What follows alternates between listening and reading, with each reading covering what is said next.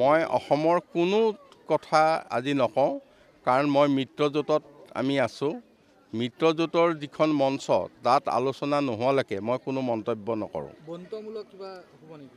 কোনো বন্ধুত্বমূলকৰ কথা এতিয়া আহিব নোৱাৰে। বন্ধুত্বমূলক হয় কেতিয়া?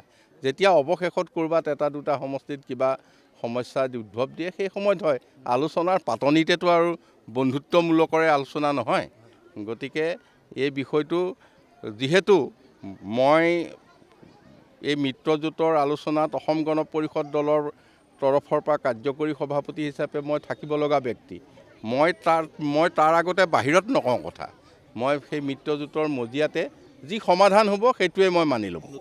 মই সেইটো কথা আজি ক'বলৈ নাযাওঁ, কাৰণ তেখেতে যোৱাবাৰ নিজে যিহেতু প্ৰতিদ্বন্দ্বিতা নকৰিলে, গতিকে ব্ৰহ্মপুৰ সমষ্টিটো সেই সময়ত ভাৰতীয় জনতা পাৰ্টীৰ পৰা প্ৰতিদ্বন্দ্বিতা কৰাৰ সিদ্ধান্ত হ'ল। গতিকে এইবাৰ কি সিদ্ধান্ত হ'ব সেইটো কথাটো আমি মিত্ৰজোঁটৰ মজিয়াত আমি ফাইনেল কৰিম।